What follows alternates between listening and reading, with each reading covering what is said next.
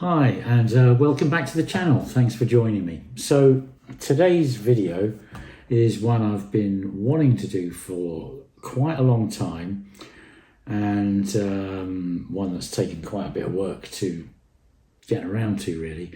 And the subject of the video is,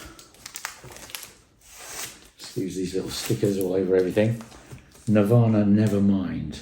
Okay, and what we've got here are 4 copies which I want to compare and talk about, and talk about the relative merits. But first of all, what I'm going to do is go back to the first copy that I had, which is a I'm going to have to check my notes here. This is a 2001 reissue, and I'll get into all the matrix numbers and sort of identifying things in a little while. But the real reason for this is basically, at the time that sort of grunge was around and about, Pearl Jam, Nirvana, Soundgarden, etc., etc., etc. I was in my early 20s and sort of having kids, young kids, and grunge really wasn't on my map, so to speak. So I kind of got into it basically about 10 years late, and around this time. So, 2001, I probably bought this new, and I kind of quite liked it, but by a long way, I preferred Nirvana MTV Unplugged, and that remains, probably still remains my favourite Nirvana album, but it remained really the only Nirvana album that I kind of really listened to for the past 20 years, to be perfectly honest. Whereas other sort of acts of the time, like Alice in Chains and Soundgarden and Pearl Jam, to a lesser extent Pearl Jam, but certainly Alice in Chains and Soundgarden, I really got into. And it just sort of bugged me, really, that everyone was, obviously, in terms of popularity and sales and everything else, I'm sure Nirvana was sort of like the #1 grunge act, and Nevermind was the #1 kind of grunge album. So I just, this to me sounded a bit flat, a bit murky, not a patch on what was coming out from sort of Alice in Chains and Soundgarden particularly, that I thought sounded absolutely incredible. And so this just remained a bit of an odd one for me. I just kind of couldn't get in it and couldn't really see what the attraction was and the fuss was about. So over the last few years, 3 or 4 years, I've been sort of looking into that and trying to think, well, is it down to my pressing is just not a particularly inspiring reissue, and I think we can kind of, to a degree, conclude that. But what I wanted to do is actually, collect together the ones that are reputedly worth seeking out, basically, and that's what the subject of this video is. And I reach a conclusion at the end, which is, I'll tell you which my favourite is, and second favourite, third favourite, etc. Okay, so that's sort of where this started. Now, so what we have here, I'll get into the matrix numbers at this point, so I'm going to have to look this up because it's I'll show you first of all this. One of the identifying factors about a lot of these is that this picture, this is the inner sleeve here, so we've got the track titles and the band, and then we've got a picture of Kurt's monkey and some text here. Now, on many of these issues, this rear face of the inner is upside down, so that's one thing that people kind of look for to differentiate between various pressings. But okay, this is the label. Again, forgive these, this is just me sticking little, these are just post-it notes, sticking these on for the purposes of listening tests, so I could tell what the heck I was listening to at a glance without going through the reading the matrix numbers, etc. But just for the record, the matrix numbers on this are A33. This is all stamped rather than scratched on, handwritten if you like. So A33, reasonably large space, 9124 space 425 space S1 space 320. So this is a 2001 European reissue, okay? Not a remaster, just a 2001 European reissue. Okay. And for what it's worth, the monkey is the right way up. Now, I'll run through the other copies I've got, and when I've done that, I will talk about the sound quality differences between them. Okay, so the next one I got, and this was reading Steve Hoffman forums and various other things, I kind of thought, right, we've got to look for this Pallas audiophile quality 180 gram vinyl, pressed in Germany by PallasUSA.com. Okay, so I managed to find this. It was sort of, new old stock, still sealed. And we come back to this one here. I will read you out the matrix numbers. They really are quite hard. I'm only reading the matrix numbers on side 1 here, incidentally. So, okay, what we got here, and this is scratched in DGC 24425-A1. And then, now this is quite an interesting bit. So scratched in 21919 hyphen, and then scratched out, I think it says, so this is machine printed, but machine stamped, but then scratched out 29047 by the looks of it, and then hyphen, and then scratched in sort of handwritten Roman numerals for 2, and then we've got stamped P.USA, and then sort of on the other side at sort of 12 o'clock or whatever, we've got handwritten BG, Bernie Grundman's initials. Now, what this one is, this is slightly curious, but I believe this is probably a, and again I've got to check my notes here, I think this is possibly a 2019 repressing of a 2013 cut by Bernie Grundman. And the only thing that makes the 19 versus the 2013 is the crossed out 29047. So I think that, this is probably pressed at Pallas. Well, it says it's pressed at Pallas. I think possibly the earlier ones don't have the 21919 and just have the 29047, which would indicate a 2013 pressing, which incidentally would have had the back to black label on it. Okay, so that was the second issue I got. Now, I suppose I ought to talk about the sound a little bit here, because, first of all, the one I had, which was the 2001 reissue, didn't massively inspire. So I got this one hoping it was going to be, a revelatory experience and just blow me away. And the sound quality is quite a lot different. So this one sounds an awful lot clearer. The guitars are cleaner. The bass guitar is much kind of clearer. The vocals are clearer, but it's sort of clearer in a way, and I'll come back to this. It's sort of, I have to say, it's sort of a bit, pipe and slippersy, sort of old man, smoothed down and cleaned up kind of clearer. You could say hi-fi clearer, but actually, to me, I actually prefer this one, and there's a very good reason for that. The kick drum on this has got way more kind of weight and slam to it. There's a little bit more air, even though it sounds a little bit sort of ratty in comparison with this one, which, like I said, sounds sort of cleaner and hi-fi.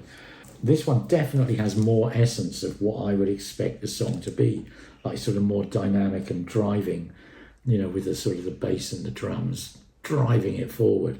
Okay, so to me, this one actually has the edge over this one, but I can imagine why someone would prefer this. But that was, the fact that it was a bit inconclusive. I carried on with my search. So the next one I actually got chronologically was in fact a UK original, but I'm going to come back to that. So the most recent one I've got, and I've only had this delivered last week, and this is why it's taken me so long to sort of do this test, because I just really wanted to keep searching out the other things that were praised on in certain quarters, and basically as far as a Bernie Grundman reissue goes, this is the one that is ORG music. And there was some sort of, is this one just a repressing of the ORG music one, or has Bernie gone back and remastered it, in fact, possibly from a digital file, a digital copy of the master? I can't comment on that, but this is the next one that I got.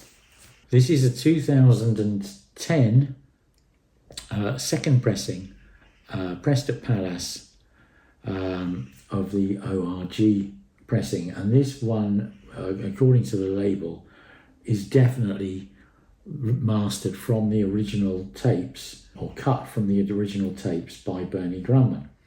And if we look in the run out grooves of this, we have scratched in, handwritten 18200-1, and then in brackets 3, and then a bit further round stamped 21919, and then we have scratched in ORG 032-A, and all of that ties into being this 2010 second pressing of a Bernie Grundman cut from the original master tapes. Now that one, the first thing I wanted to find out is, are these the same? Well, they're not the same, okay? Do I have a preference? Yes, it's clearly this one. So I think, as we can sort of establish at this point, I preferred my 2001 repressing over the 2013/2019 Bernie Grundman cut. The 2000, and I think it was actually cut in 2009, but this is 2010 pressing. So how does this differ? Well, there's more bass texture in this one than than either of the other two that I've talked about so far. There's more bite in the guitar than there is in the later Bernie Grundman cut, and it's pretty good, to be perfectly honest. If I had this one, I'd probably be pretty satisfied. But as I say, before this one came along, but after I'd actually ordered it, my son came round, and my son has a UK, or EU in fact, technically speaking, original, and he brought that along, and frankly that wiped the floor with the first two I've mentioned. As I say, I didn't have this ORG, so that was kind of the final one in. But subsequent to hearing my son's, frankly, I went out and found and bought a UK original for myself. Sorry, I should specify this is an EU original. There wasn't a specific UK cut release. So how do we tell this one? So on this one we have, incredibly hard to read, so this is machine stamped but very lightly, 108 space DMF hyphen 5752 space A hyphen 1, and then Roman numerals scratched in for 211, if you know what I mean.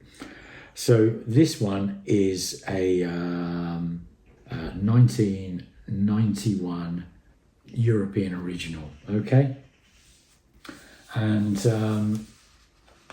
how does this one sound? Right, well, I've got you probably guessed by the fact that I went out and found it having heard my son's copy of this, but I'll cut to the chase. This one is the clear winner, the absolute clear winner, and I'll briefly kind of run through why this one is the clear winner, and then I'm going to put these in order and discuss in slightly greater detail how they differ. Okay, so the first thing that immediately you notice when you put this on is the whole image is wider. Now all the other three, if you can imagine, I'll just insert a picture of my speakers here and that. So all the other three, the image is kind of between the speakers. It's a bit like, to quote my son, looking through a letterbox. The two Bernie Grundman ones are both tidy, but they're tidy in a kind of old man, polished up, sort of, smooth it off, polish it up, sit there with your pipe and slippers, and definitely not getting into the mosh pit kind of grunge energy, if you like. But basically they were all sort of in that kind of letterbox, if you like, between the speakers. You put the original on, and there's probably another 6 foot width to the soundstage. Kurt's voice sort of, for me, I was sat slightly to the left of centre, and my wife, who sat next to me, slightly right of centre, and I had to give her a nod here because she's one of the ones who's going, oh no, Nirvana, Nevermind, it's amazing, and she loved them from day one and was kind of dumbfounded why I didn't get it, and she absolutely agreed with the feelings, the sentiment, and the listening about this. But it's wider, and the thing, I kind of need to go back to these again, to be honest. So the two Bernie Grundman ones compared with this 2001 reissue.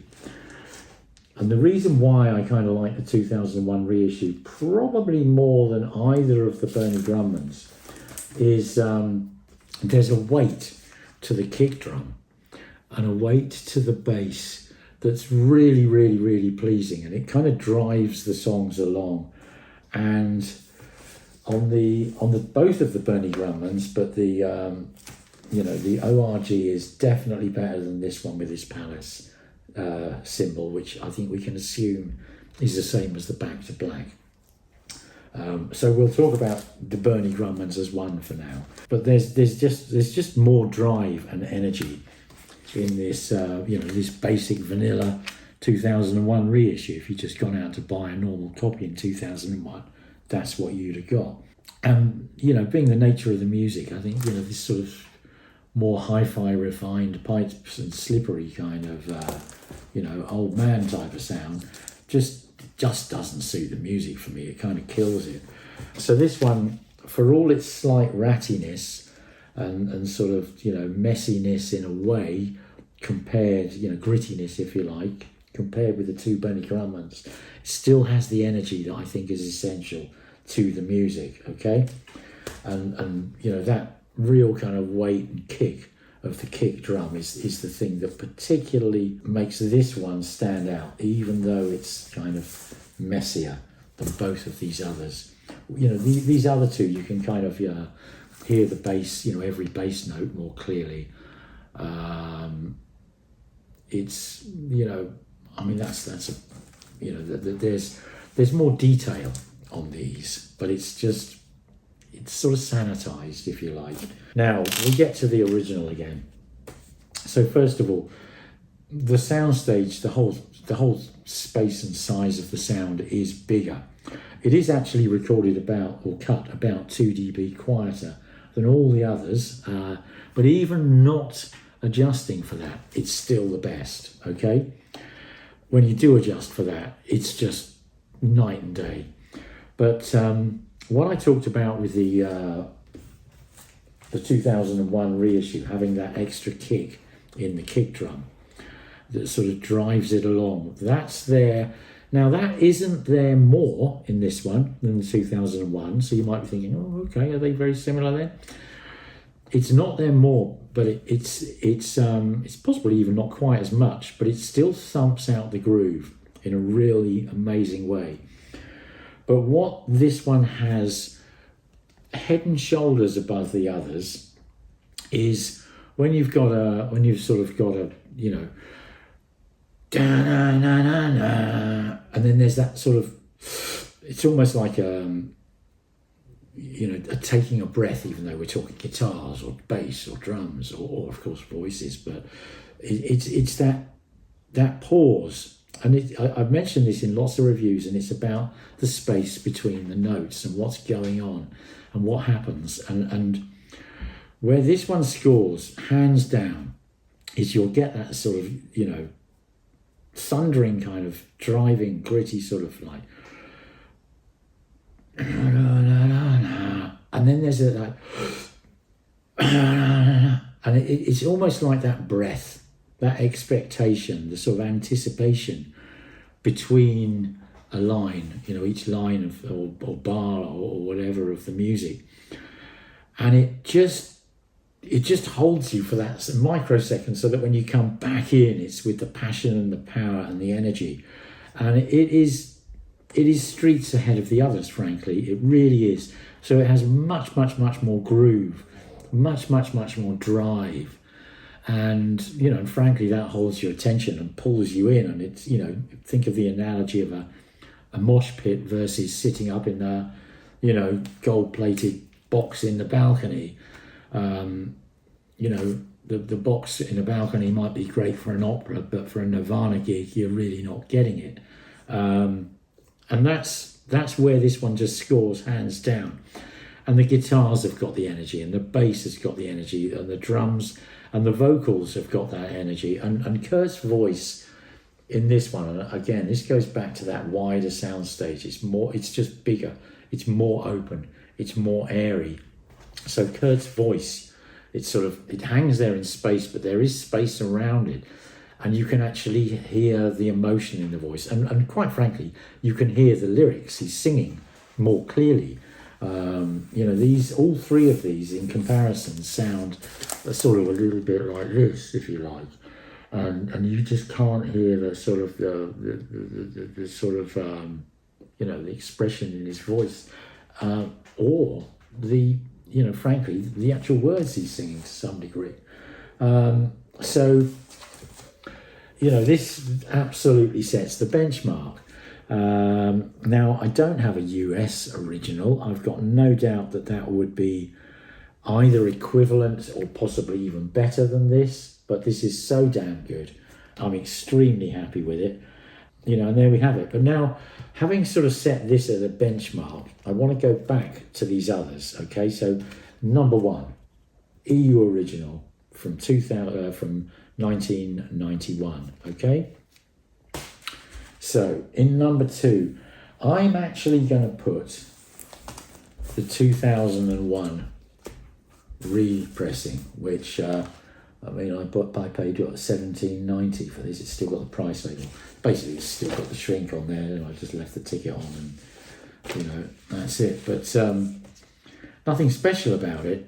But what it does is it maintains that drive. It's got the thundering bass kick drum, which really kind of maintains the drive. And in terms of that sort of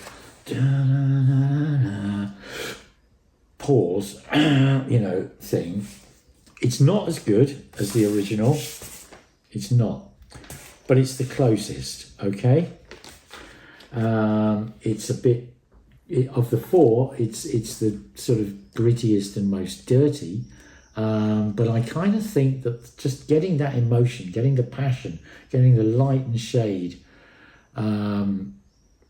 you know, so if you kind of call this like, you know, massive swing from light to shade and all the colours in between kind of thing, this one's more kind of black and white, if you like. There's less of that shading. It's a bit more gritty, but you've still got that contrast. and as such it still sort of really does entertain, even though that was the one that I had originally, which didn't allow me to get into the record. What we've got in third place is the ORG. Now, in terms of detail,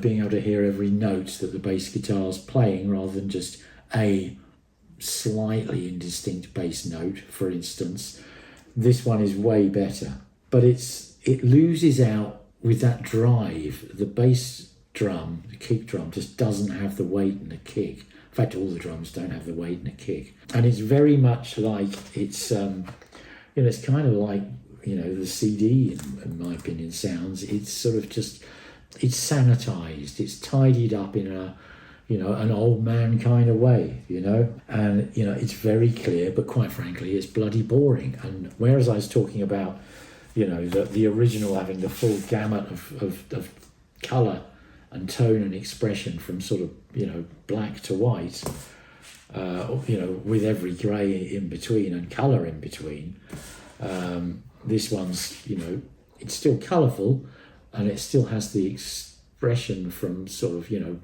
black to white, whereas this one is just plain grey. It sounds flatter and less emotional and less involving. So that's why that one goes into third place.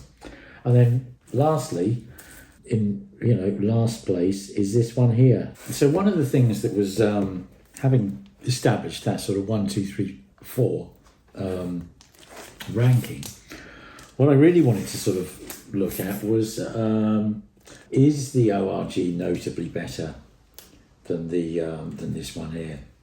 And the answer is yes. There's no question.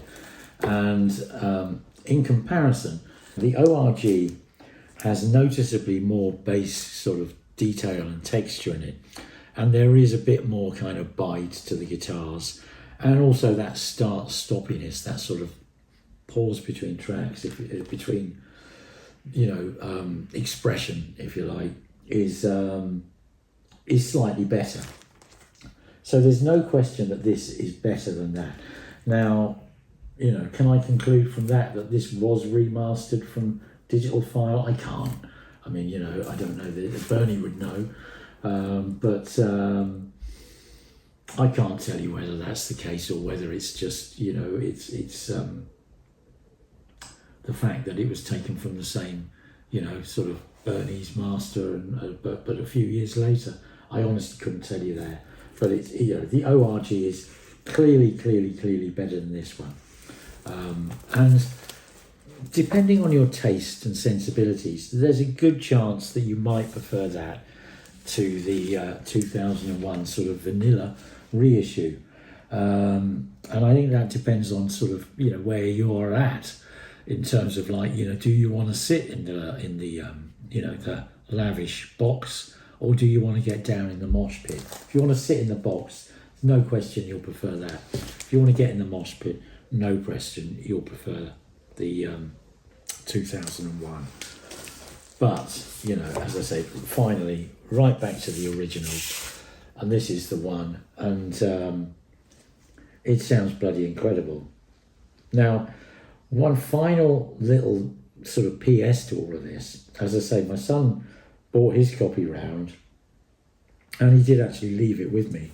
I've taken it back to him now, but there was a gnat's whisker between my original and his, and they are both the same pressing. There's same matrix numbers all the way through. Every identifying mark is the same, but for starters, his had, and I don't know, let me take this out of the cover here. This is kind of quite interesting because there's a sort of a difference in the colour of the covers. Let's find one that's not in shrink or anything. So let me take this one out. If I take this ORG out, you can kind of see a difference there. There's a lot more vibrancy in the original than there is in the ORG. This is, all the colours are slightly paler. Now, his one was very slightly deeper as well than mine. Now, whether that's, 30 years of storage and this one's just been kept, been exposed to more UV, I don't know. But in terms of sound quality, his one did just have a, it was, I'd rather have his than mine, put it like that. And his is definitely more played and more beaten up than this one. And I suspect that's, they're from the same plates, they're the same pressing, da-da-da-da-da. But, I just think his was probably pressed nearer the start of the run, and this one was further towards the end of the run, which obviously makes a difference on any one stamper. But, nevertheless, this one clearly is the winner.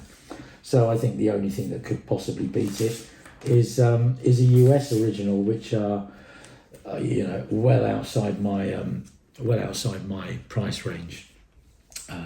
So I'll just have to, settle for this. And the only other thing I can conclude is, listening to, recent reissues of like In Excess Kick cut by Ryan K. Smith, and White Stripes Elephant cut by Ryan K. Smith. I think of, if you think of like the holy trinity of cutting engineers, Bernie Grundman, Kevin Gray, and Ryan K. Smith, I have got no question of a doubt whatsoever. I would give this one to Ryan Smith, and I think he'd knock it out of the park, frankly. And there we have it. So Nirvana, Nevermind. It has been a long search for Nirvana, for the version of this record that was going to blow me away and get me into it. And of course, if I'd been around listening to grunge in 1991, then I'd have found it right at the start, like all of you good fellows who were and did. Okay, so there we are. Hope you enjoyed the video. Hope you found it useful. And thanks for watching. Please subscribe and click the like button. Helps the video and helps my channel immensely. And I'll look forward to seeing you all again soon. Thanks a lot. Bye for now. Cheers. Bye.